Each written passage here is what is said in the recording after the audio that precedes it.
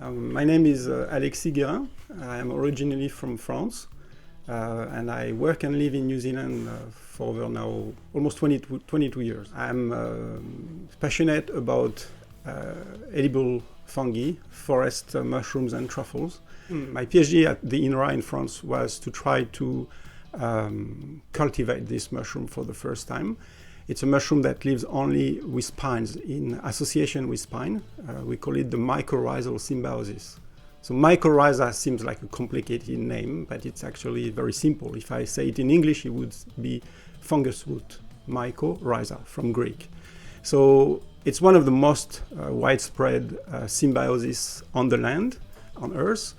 Virtually 80 to 90% of plants always associate with soil fungi on the roots, forming mycorrhizae, all sorts of mycorrhizae.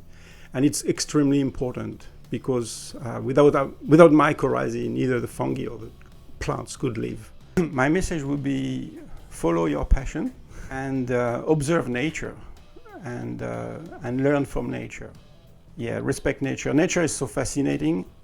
For me, I like growing things personally, like in a garden. And I think, to me, a good agriculture, right, is a gentle way of taming nature. It's like asking nature to do things for you, but politely, and being smart as well, like understanding what it takes for nature. It's interesting that most people I meet are very curious about fungi. Although they don't know them so well, they are very interested.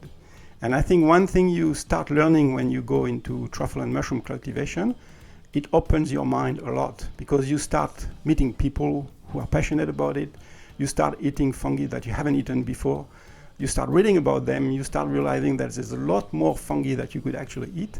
So I think people feel enriched and feel they have so much more to learn, and they are very enthusiastic about it. So when I did my PhD, I realized that it was like opening a huge, many opportunities, because I just spoke about truffle and saffron milkcap, but in the world, there is probably between 500 and 1,000 species of fine edible mycorrhizal fungi. So it's of course very nice, so you make lovely meals.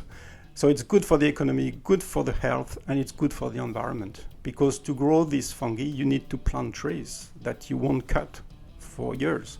And so not only it's good because the trees fix carbon, but more than the tree themselves, you need to realize the amount of carbon that's going underground in the root system and in the associated mycelium mycorrhizal network. So after you've grown truffle, say, for 50 years in a piece of land, and say you do remove the trees because you would have the best soil ever to grow a vegetable or something else. So you have protected, you have nourished the land as well. Beautiful, relaxed people, far away.